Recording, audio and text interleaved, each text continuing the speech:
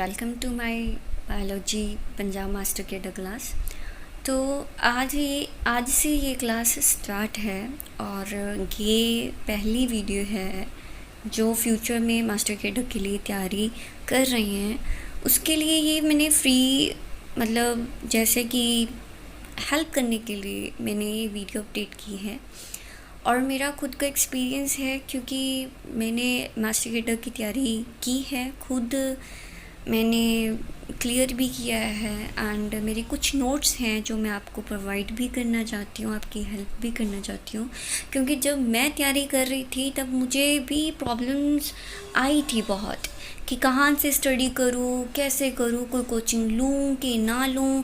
फिर पता नहीं क्या क्या सोच रही थी कि बीएससी कैसे कवर होगी, ये कैसे कवर होगा। बहुत सारे थॉट्स होते हैं जब हम तैयारी करते हैं। तब मैंने सोचा था कि मैं भी किसी की हेल्प करूँगी। तो ये लिटरली बस ये है कि आप मुझे सपोर्ट करो, मैसेज करना है, अगर किसी भी चीज़ की ज़रूरत है तो बताना है, ठीक है। तो और मैं सबसे पहले ये बात करना चाहती हूँ, अगर आपको कोई चैप्टर करना है तो आप मुझे कमेंट बॉक्स में कह सकते हो कि आप ये वाला चैप्टर करवा दो, ठीक है। मेरे अपने नोट्स बनाए हुए हैं तो मैं चाहती हूँ कि सभी को हेल्प मिले, ठीक है। ये वन शॉट नोट्स हैं और मैं कोशिश करूँगी कि एक या दो वीडियो में इसको ख़त्म करूँ, ठीक है। और इसमें सभी कुछ इम्पॉर्टेंट है, कुछ एक्स्ट्रा नहीं है, सब एनसीईआरटी बेस्ड है। अगर आप मेरे नोट्स को एनसीईआरटी बुक के सामने पढ़ोगे तो आप कहोगे कि बिल्कुल ही एनसीईआरटी है, ठीक है। और दूसरी बात, आपका टाइम वेस्ट नहीं होगा और बस ये ट्राई करना है कि आपने मेरा चैनल सब्सक्राइब भी करना है, शेयर भी करना है, ज़्यादा से ज़्यादा मुझे सपोर्ट भी करना है और कमेंट में अपने रिव्यूज़ भी देने हैं। आगे ये वीडियो कंटिन्यू करने जा रही हूँ और सबसे पहले एक डाउट आपका क्लियर कर दूँ कि मेरा अपना खुद का एक्सपीरियंस ये कहता है कि प्लीज़ कोचिंग इंस्टीट्यूट में मत पढ़ना, ठीक है। अगर पढ़ गए तो सेल्फ स्टडी भी इम्पॉर्टेंट है, क्योंकि कोचिंग इंस्टीट्यूट वाले ये कह देते हैं कि हाँ जी हाँ असी सिलेबस करा Dange, but and the point is वो सिलेबस कंप्लीट नहीं करवा पाते। सिलेबस हमारा इतना होता है, बहुत ज़्यादा होता है, +1 +2 ही नहीं कवर हो पाती। फिर भी आपने बीएससी भी पढ़ना है। कताली काट का एग्ज़ाम था, उसके बेसिस पे मैं ये बोलती हूँ कि बीएससी भी इम्पॉर्टेंट है, बट बीएससी से पहले +1 +2 करना ज़्यादा इम्पॉर्टेंट है।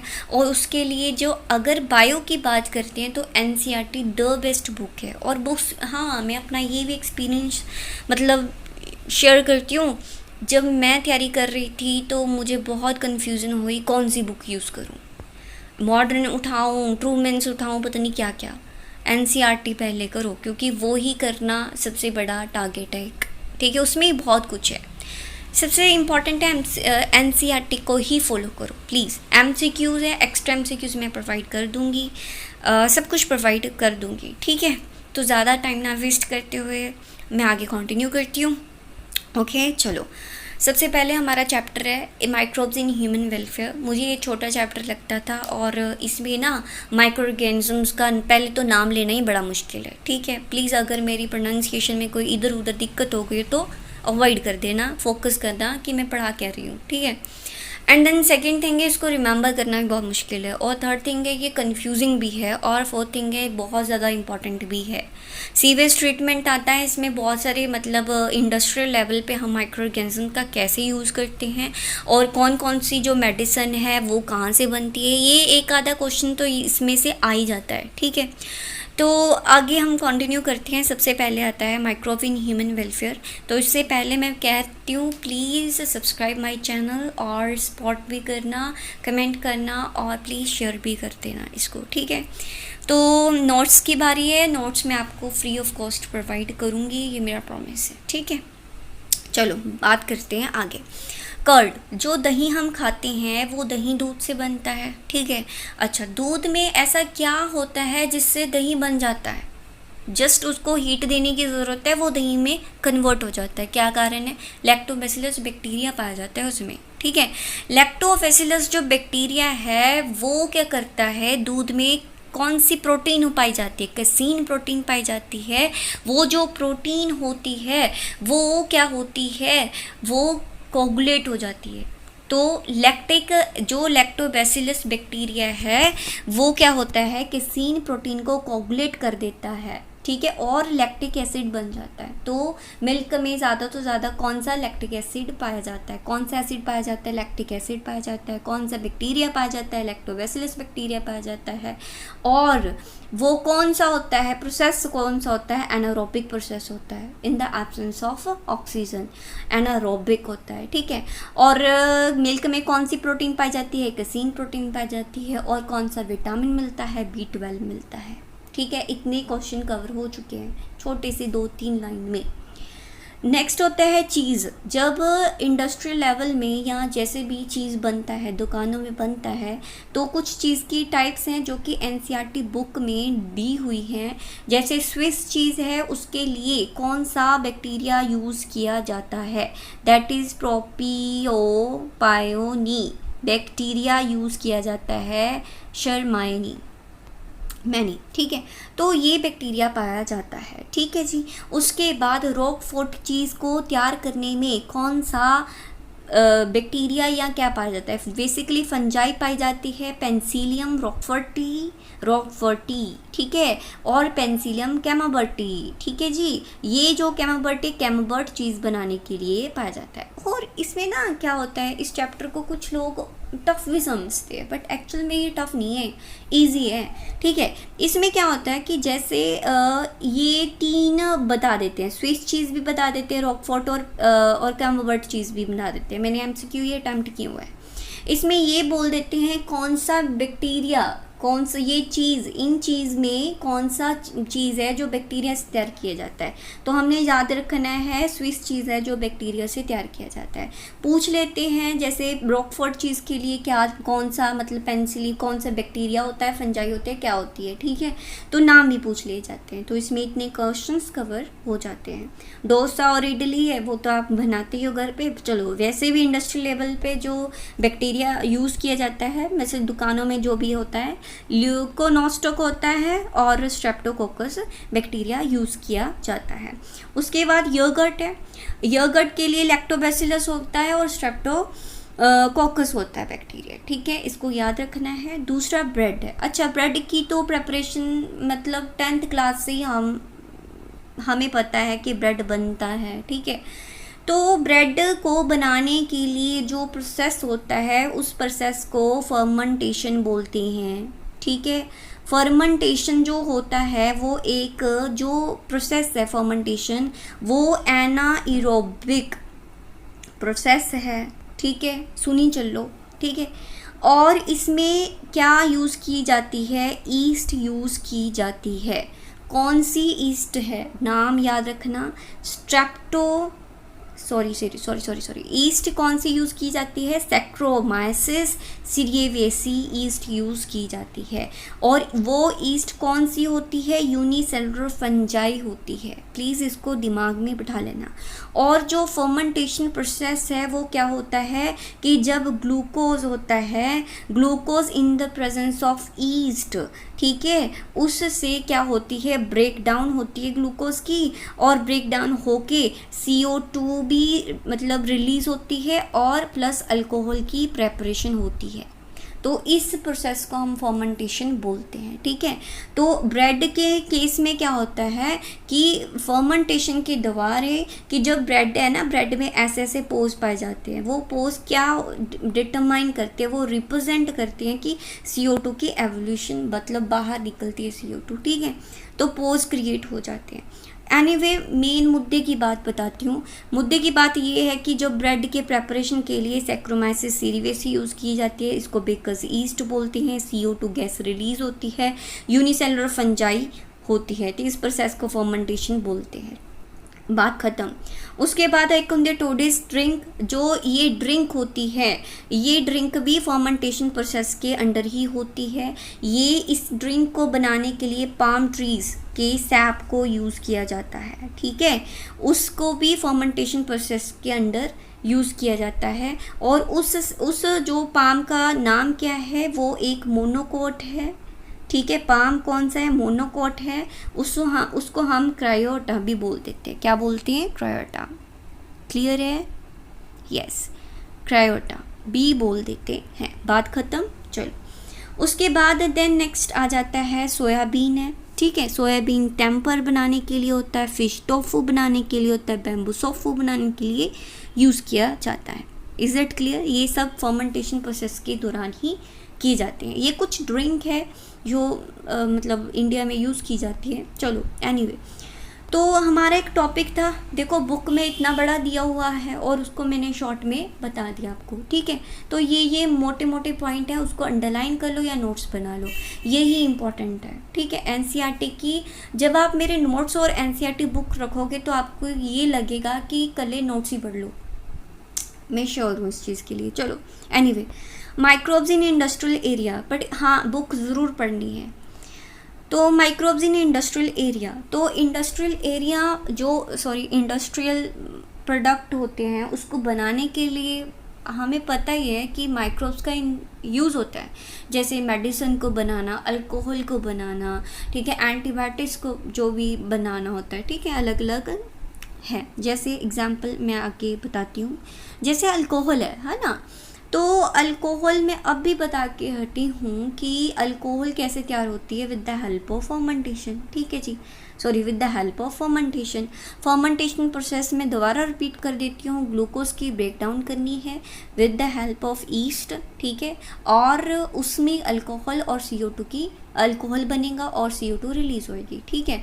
तो वो एक एनारोबिक प्रोसेस होता है। अच्छा, 2 तरह की अल्कोहल होती है और उसको सैक्रोमाइसिस ईस्ट यूज़ करते हैं, उसको बेवर्स ईस्ट भी बोलते हैं और बेकर्स ईस्ट भी बोला जाता है, ठीक है जी। अल्कोहलिक फर्मेंटेशन होती है ईस्ट के द्वारा, 2 तरह की होती है, डिस्टिल्ड होती है, एक नॉन डिस्टिल्ड होती है। डिस्टिल्ड में कौन सा आता है, विस्की हो गया, ब्रांडी हो गया, रम, वोडका हो गया, स्कॉच हो गई, ठीक है। तो क्या पूछ लेते हैं, इनमें से कौन सी डिस्टिल्ड है, कौन सी नॉन डिस्टिल्ड है, ये पूछ लेते हैं, ठीक है। अच्छा, और दूसरा एक याद रखना है कि ब्रांडी में कितने अमाउंट अल्कोहल पाई जाती है, जैसे 60 to 70%, रम में 40 to 55%, वोडका में 40 to 55% समथिंग, ठीक है। नॉन डिस्टिल बी फर्मेंटेशन ये फॉर्म्ड बाय द ईस्ट से ही बनती है, ठीक है। और दूसरा मैक्सिमम 13% जो अल्कोहल पाई जाती है, मतलब 13% तक अल्कोहल पाई जाती है, 13 से ज़्यादा हो तो उसको डेंजरस माना जाता है, ठीक है। तो वाइन है, उसमें 90 to 12% अल्कोहल होती है, बियर है 3 to 6% होती है, ठीक है। तो इसको डेड के लिए भी, मतलब अगर 13% से ज़्यादा मैक्सिमम हो जाए तो वो एज अ डेथ भी कॉज कर सकती है, मतलब डेंजरस होती है, बस इतना। उसके बाद नेक्स्ट आता है हमारा एंटीबायोटिक। एंटीबायोटिक हमें पता है, जब हमारी बॉडी है कोई मतलब इन्फेक्ट हो जाती है, किसी बैक्टीरिया के कारण कोई भी इन्फेक्शन हो जाती है, उसको ट्रीट करने के लिए हम एंटीबायोटिक्स लेते हैं, ठीक है। तो सबसे इम्पॉर्टेंट क्वेश्चन ये आता है कि सबसे पहले अलेक्जेंडर फ्लेमिंग था, उसने खोज की थी किस एंटीबायोटिक की, सबसे पहले एंटीबायोटिक आई थी जो अलेक्जेंडर फ्लेमिंग ने की थी, वो थी पेनिसिलिन, ठीक है। वो जो पेनिसिलिन एंटीबायोटिक है किस से बनती है, वो पेनिसिलियम से बनती है। किनसे? पेनिसिलियम से बनती है। पेनिसिलियम क्या है? फंजाई है, ठीक है। पेनिसिलियम क्या है? फंजाई है। और किस फैमिली को बिलोंग करती है? एस्कोमाइसिड्स को बिलोंग करती है। फंजाई एस्कोमाइसिड को बिलोंग करती है, ठीक है जी। तो ये जो पेनिसिलिन है, मतलब मैं बोल तो रही हूँ पेनिसिलिन एक मेडिसिन है, बट ये किसके लिए बनाएगी? ये प्रिवेंट करती है growth of bacteria. Penicillin prevent the growth of bacteria which causes disease. What kind of bacteria is it? That is staphylococcus, ठीक है। स्टेफाइलोकोकस को मतलब ग्रोथ को, उसकी ग्रोथ को रोकने के लिए ये मतलब हेल्पफुल है। क्लियर है जी? ओके। देन नेक्स्ट आते हैं, इसको अगर अलेक्जेंडर फ्लेमिंग के साथ फ्लोरी और चेन का भी अगर मेंशन किया जाए तो उसको डरना मत, ये बुक में लिखा हुआ है कि उसको भी नोबेल प्राइज़ मिला था। फ्लेमिंग, चेन और फ्लोरी को नोबेल प्राइज़ मिला था 1945 में, ठीक है जी। उसके बाद नेक्स्ट कुछ ऐसे बैक्टीरिया में कुछ फैमिली होती है, बैक्टीरिया में सबसे इम्पॉर्टेंट जो होती है वो होती है स्ट्रेप्टोमाइसिस, ठीक है। जो स्ट्रेप्टोमाइसिस ये सबसे ज़्यादा यूज़फुल होती है इंडस्ट्रियल लेवल में, ठीक है। इसके अंडर कुछ एग्जाम्पल्स आती हैं जो हमारी एनसीईआरटी में दी हुई हैं। जैसे जो स्ट्रेप्टोमाइसिस है वो लार्जेस्ट जीनस ऑफ बैक्टीरिया है जिससे ज़्यादा तो ज़्यादा एंटीबायोटिक्स बनती है, ये क्वेश्चन आ सकता है। और दूसरा, कुछ बैक्टीरिया क्या क्या जो मेडिसिन हैं जो बनी हैं, जैसे कौन कौन से स्ट्रेप्टोमाइसिन बैक्टीरिया हैं, जैसे एग्जाम्पल है रिथ्रोमाइसिन। ठीक है, जो स्ट्रेप्टोमाइसिस की कुछ एग्जाम्पल्स है बच्चा, जैसे रिथ्रोमाइसिन, ठीक है जी। और स्ट्रेप्टोमाइसिन यहाँ पे लिखा हुआ है, रिथ्रोमाइसिन, स्ट्रेप्टोमाइसिन, क्लोरैम्फेनिकोल,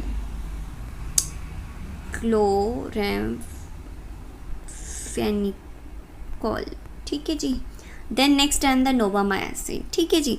नोवामाइसिन जैसे वूफिंग कफ होगी, प्लेग हो गया, डिप्थीरिया वगैरह हो गया, लेप्रोसी हो गया, ठीक है, उसको ठीक करने के लिए यूज़ की जाती है। ठीक है जी।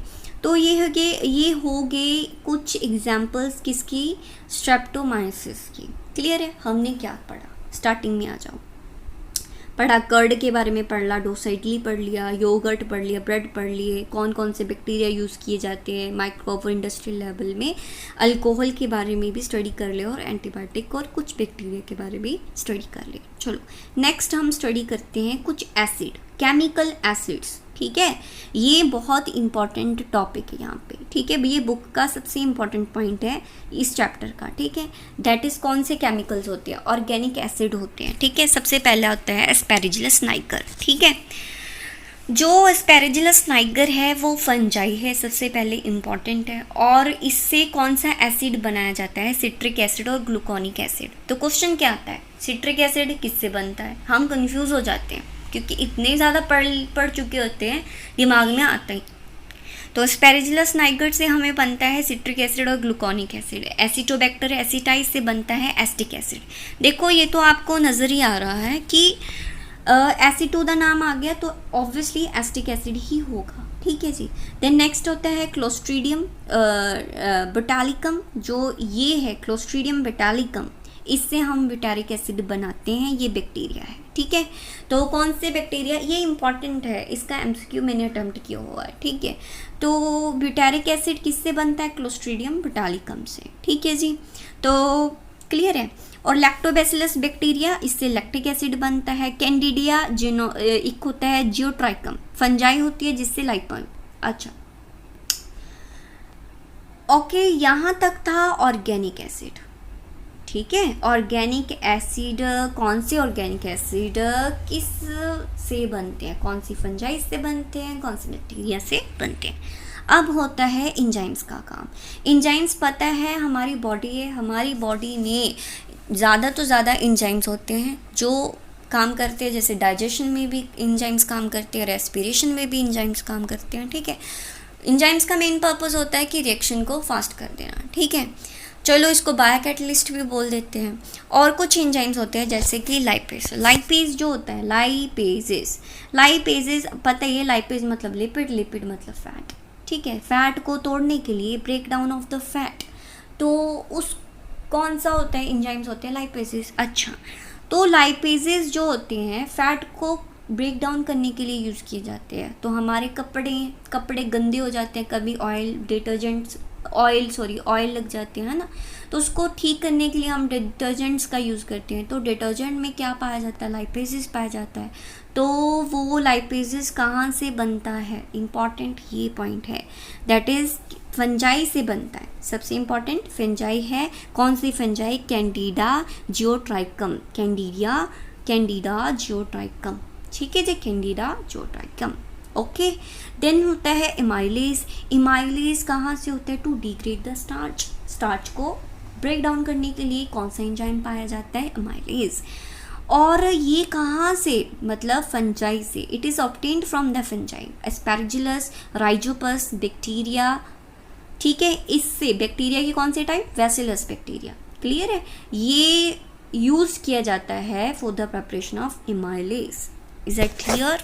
देन नेक्स्ट आता है प्रोटीजेस एंड पैक्टिनेजेस। अच्छा, प्रोटीजेस का मतलब क्या होता है, प्रोटीन को ब्रेक डाउन करना, ठीक है जी। और इसमें जो फ्रूट होता है, फ्रूट जूस बनाते हैं, जो बॉटल्स में फ्रूट जूस बनता है, ठीक है, उसको क्लियर करने के लिए कौन सा मतलब क्या पाया, पहले तो 2-3 पॉइंट यहाँ पे आते हैं। क्वेश्चन ये बनता है कि for the use of clarify the fruit juice कौन सा प्रोडक्ट यूज़ किया जाता है, प्रोटीजेज यूज़ किए जाते हैं, कौन सा इंजाइम यूज़ किया जाता है, कुछ ऐसा क्वेश्चन होता है जिसका आंसर होता है प्रोटीजेज और पेक्टिनेजेस, ठीक है। प्रोटीजेज कैसे बनते हैं, एस्पेरिजिलस से बनते हैं और बैसिलस। इसके बाद ना यहाँ पे एक पॉइंट भी है, एस्पेरिजिलस और बैसिलस दोनों से, बैसिलस बैक्टीरिया से, ठीक है। अब क्या बनता है, प्रोटीजेज। पेक्टिनेजेस बनता है एस्पेरिजिलस से, ठीक है जी। देन नेक्स्ट आता है हमारा इंजाइम। ये जो इंजाइम है 4th 5th जो अभी पॉइंट में समझाने वाली हूँ, ये बहुत ज़्यादा इम्पोर्टेंट है, तो ध्यान से सुनना। स्ट्रेप्टोकाइनेज है, ये इंजाइम है, ठीक है। क्लॉट बस्टर के लिए यूज़ किया जाता है। सबसे पहले क्वेश्चन ये होता है कि ब्लड में क्लॉट को रिमूव करने के लिए कौन सा एंजाइम यूज़ होता है, तो आंसर होता है स्ट्रेप्टोकाइनेज, दिमाग में बिठा लो। और ये स्ट्रेप्टोकाइनेज कहाँ से बनता है, स्ट्रेप्टोकोकस बैक्टीरिया से बनता है, क्लियर है। ये दो जो पॉइंट है इम्पॉर्टेंट है। उसके बाद नेक्स्ट हमारा एक एंजाइम होता है साइक्लोस्पोरेनिन। जो साइक्लोस्पोरेनिन होता है, इसको हम कंफ्यूज कर देते हैं क्लॉटिंग से, ठीक है, ध्यान से सुनना। ये जो साइक्लोस्पोरेनिन है, ये एज अ इम्यूनोसुप्रेसिव होता है। इम्यूनोसुप्रेसिव एजेंट क्या होते हैं, जब ऑर्गन ट्रांसप्लांट होती है, ऑर्गन तो फॉरेन मतलब होता है, फॉरेन मतलब हमारी बॉडी जब भी कोई फॉरेन जैसे बैक्टीरिया वगैरह आती एंटर हो जाती है हमारी बॉडी में, तो हमारी बॉडी का इम्यून सिस्टम एक्टिवेट हो जाता है, तो उसको निगलेक्ट करने की कोशिश करता है। जैसे अगर हमारी बॉडी में किसी और का ऑर्गन ट्रांसप्लांट होता है, तो हमारी बॉडी उसको निगलेक्ट कर सकती है। उस चीज़ को प्रिवेंट करने के लिए तो डॉक्टर क्या यूज़ करते हैं, साइक्लोस्पोरेनिन ए। तो इससे क्या होता है कि हमारा जो इम्यून सिस्टम है उसको सुप्रेस किया जाता है, ताकि ऑर्गन ट्रांसप्लांट इजी से हो सके, ठीक है। तो इम्पॉर्टेंट क्या है कि इम्यूनोसुप्रेसिव एजेंट कौन सा है, साइक्लोस्पोरेनिन ए है। कौन सी फंजाई से बनता है, ट्राइकोडर्मा फंजाई से बनता है। किससे, ट्राइकोडर्मा फंजाई से बनता है, याद रखना ही ट्राइकोडर्मा फंजाई से बनता है। उसके बाद है स्टैटिनिन्स। स्टैटिनिन्स जो होता है कि जो ब्लड है, ब्लड में कोलेस्ट्रॉल लेवल को कंट्रोल करना है, वो इम्पॉर्टेंट है, तो उसके लिए कौन सा यूज़ किया जाता है, वो है स्टैटिनिन्स। स्टैटिनिन्स किससे बनता है, स्टैटिनिन बनता है ईस्ट से। ईस्ट फंजाई है जिसका नाम है मोनास्कस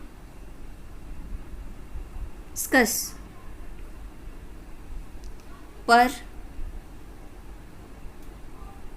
प्यूरिन्स, ठीक है, मोनास्कस पर प्यूरिन्स आपकी बुक में लिखा होगा, देख लेना, ठीक है, ध्यान रखना। तो ये स्टैटिनिन्स ब्लड की कोलेस्ट्रॉल लेवल को कंट्रोल करने के लिए मदद करता है, ठीक है जी। तो वो जो मोनास्कस पर प्यूरिन्स है वो ईस्ट फंजाई है, ये ध्यान रखना है। कोलेस्ट्रॉल को कौन सा मतलब एंजाइम कंट्रोल किया जाता है, ये भी ध्यान में रखना है। कुछ और हैं जो मेरी इस पेज में नहीं है, एंड के पेज में है, बताती हूँ वो कौन से हैं। जैसे बक्लो वायरसेस, ठीक है, इसको याद रखना है। ये जो बक्लो वायरसेस है वो इसे पॉलीहेड्रोवायरसेस भी बोला जाता है, ठीक है, इसका काम स्पेसिफिक होता है, ठीक है। चलो ये एंड पे जो एक पेज होगा जिसमें मैंने पूरा समराइज़ किया हुआ है, वहाँ पे हम इसको करेंगे, ठीक है, आगे आएगा ये टॉपिक। चलो आज जो टॉपिक हमारा ख़त्म हुआ है, 2 टॉपिक कंप्लीट, मैंने नेक्स्ट कल ये मैं पूरा चैप्टर कंप्लीट कर दूँगी। तो आज मैंने पढ़ा है कि माइक्रोब इन ह्यूमन वेलफेयर वाला चैप्टर, जो कि 10th चैप्टर है, +2 क्लास का है और उसमें यूज़ ऑफ माइक्रोब्स और उसके नाम हैं, माइक्रोब्स के यूज़ हैं और उसके नाम हैं, जैसे हाउस होल्ड पर्पसेस के लिए, ठीक है, इंडस्ट्रियल लेवल के लिए, ये हमने टॉपिक कंप्लीट किया, ठीक है। कल हम सीवेज ट्रीटमेंट और फर्दर कंप्लीट करके इसको ख़त्म करेंगे, क्योंकि वीडियो ज़्यादा बन गई तो मैं सोचती हूँ बोर ना हो जाओ, तो कल हम इसको ख़त्म कर देंगे, ठीक है। और मैं बस यही चाहती हूँ कि प्लीज़ मेरे चैनल को सब्सक्राइब करो और मुझे मोटिवेट करो, और मैं आपके लिए सारा स्टडी मटेरियल वगैरह प्रोवाइड करूँगी। और बस आप अपना कमेंट बॉक्स में अपने रिव्यूज़ भी बताना, और अगर आपको कुछ एक्स्ट्रा भी चाहिए, जैसे ये वाला चैप्टर करवा दो, तो मैं उस चैप्टर को लेके आऊँगी, ठीक है। तो thank you so much, please support me and motivate me, और जो भी हेल्प की ज़रूरत है तो बताना। Thank you very much.